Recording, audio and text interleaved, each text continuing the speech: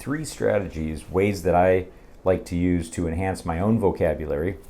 And if it's good enough for me, it's good enough for you too.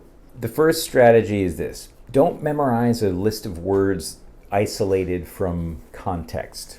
Don't try to memorize single words, but try to fit the words into context, into a sentence. You can type in a word in a Google search and the word plus the word collocations, and you can get a list of collocations. I also want to recommend a free textbook that is full of common English collocations that you can get familiar with.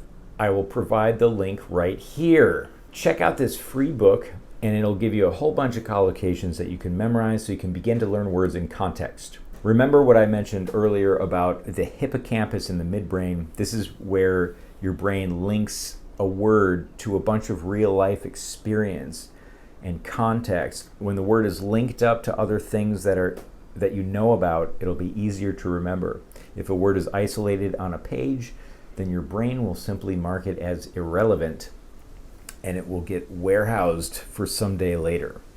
The second strategy I'll share with you is something I learned in a college English class.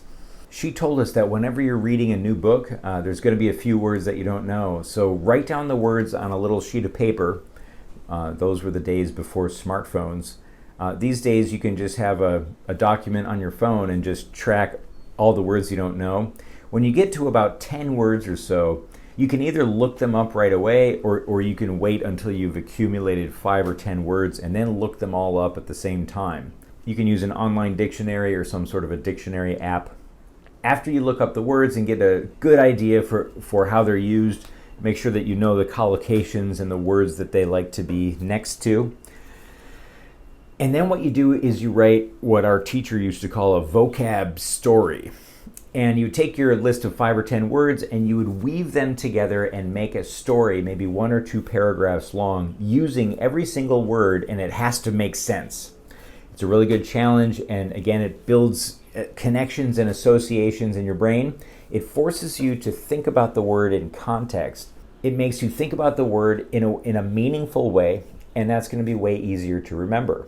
The third strategy is to investigate, where does this word come from? Break it down into its pieces or morphemes. Figure out, is it a verb? Is it an adjective or adverb or noun? What kind of word is this? And then see if you can change it into other types of words. If it's a noun, maybe you can turn it into an adjective. Play around with the word a little bit. Run it through your brain, right?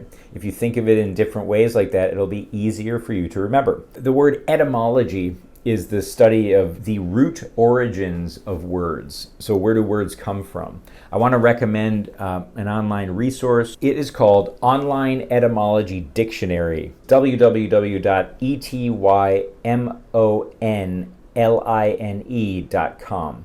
This is an etymology dictionary, so you type in a word and it will break down the word into all of its component pieces. It'll tell you where the word comes from. Maybe it comes from French or Latin or Greek or something like that.